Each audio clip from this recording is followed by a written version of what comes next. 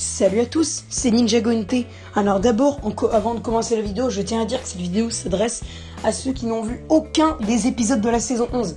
Enfin, vous avez pu regarder le chapitre du feu, ok, mais le chapitre de la glace, faut pas l'avoir regardé, parce que déjà cette vidéo, c'est des théories, hein, c'est pas des vrais trucs, mais genre si vous avez déjà vu, bah vous savez tout. Et donc cette vidéo ne s'adresse pas à ceux qui ont déjà vu les épisodes 115 à 120, parce que ce ne sont que des théories. Donc du coup, vous savez si j'ai raison ou si j'ai tort, tout ça. Et donc je vous demanderai de ne pas le dire dans les commentaires, ça serait super sympa. On va commencer cette vidéo.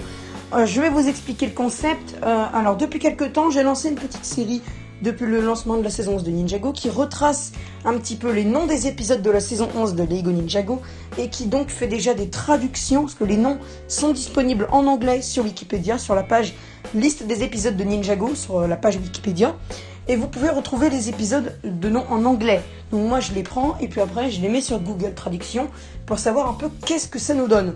Et là donc on a de beaux résultats. Et suite à ces résultats, je vous énonce le titre dans la vidéo. Et derrière, je fais mes théories sur le titre de cette vidéo par rapport à l'épisode de 11 minutes qui va suivre. Voilà, donc le concept est terminé. Je vous invite à aller voir évidemment les 3 premiers numéros de cette série. Alors on a fait l'épisode 99 à 106, puis 107 à 110, et dernier, épisode 111 à 114. Et maintenant, là, on va faire l'épisode 115 à 120. Et comme ça, après, il ne restera plus que 8 épisodes. Et je pense qu'on la fera dans une dernière grosse vidéo. Alors, on commence tout de suite avec l'épisode 115 qui s'appelle Fabricant de feu. Alors, je rappelle avant de commencer aussi que les titres là ne sont pas forcément réels. Hein. Ce sont juste des suppositions de Google Traduction. Normalement, c'est à peu près les vrais. Il y a quelques mots, quelques syllabes qui vont changer. Donc, par exemple, là, Fabricant de feu, ça pourrait devenir fabrique du feu ou un feu fabriqué, tout ça, ça pourrait donner un truc dans le genre comme ça, mais c'est à peu près le titre exact, donc à peu près on pourra deviner ce qui s'est passé. Mais c'est une théorie, donc ce n'est pas la vérité, donc ne vous moquez pas de moi si vous avez déjà vu et que vous savez que j'ai totalement tort. Donc ce serait sympa de pas se moquer. Allez, on se lance du coup dans cette vidéo. Désolé pour la longue introduction. Épisode 115, donc. Alors, Fabricant de feu. Dans cet épisode Fabricant de feu, on pourrait, je pense... ça va être des théories rapides, hein, parce que j'ai eu un peu de mal là quand même. Donc dans cet épisode 115, on pourrait supposer par exemple que les ninjas dans le royaume de glace sont tombés sur un dragon, donc fabricant de feu, tout ça, je pense que ça pourrait être pas mal. Ou alors peut-être que Kai, un épisode basé sur Kai, on sait pas encore trop, mais pour moi ça pourrait avoir un rapport avec les dragons ou avec Kai. On passe à l'épisode 116 maintenant. L'épisode 116 qui s'appelle Un allié improbable. Alors un allié improbable, je sais pas encore, j'ai pas vu la saison 11 donc je peux pas savoir, mais je pense que c'est de l'armée des serpents qui va s'allier aux ninjas parce que lui aussi il arrive pas trop à vivre dans le monde de glace. Donc du coup je pense qu'il va s'allier aux ninjas, un de l'armée des serpents, soit de Asphyras, soit de Shark, donc on sait pas encore, mais peut-être que normalement on pourrait voir un de l'armée des serpents qui a été par Hera aussi transporté. Peut-être même Asphyras directement, on ne sait pas encore. Et pour moi, c'est un serpent qui va s'allier aux ninjas, qui était là dans le chapitre du feu, et qui va être emprisonné tout comme les ninjas dans le Ice Chapter. On passe à l'épisode 17, le message. Alors là, c'est pas trop une de mes théories à moi, c'est plutôt un rallongement de la théorie de quelqu'un, que je développe aussi. Donc dans cet épisode 117, on voit... le message, ça s'appelle le message.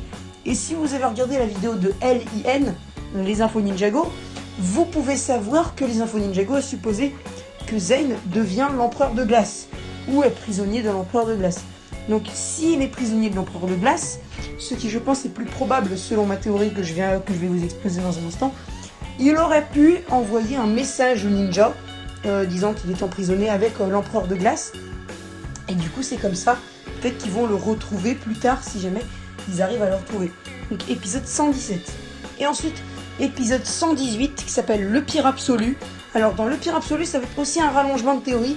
C'est à peu près la même théorie. C'est aussi que par exemple les ninjas ont reçu les messages de Zane et qui vont attaquer le palais pour essayer de récupérer Zane.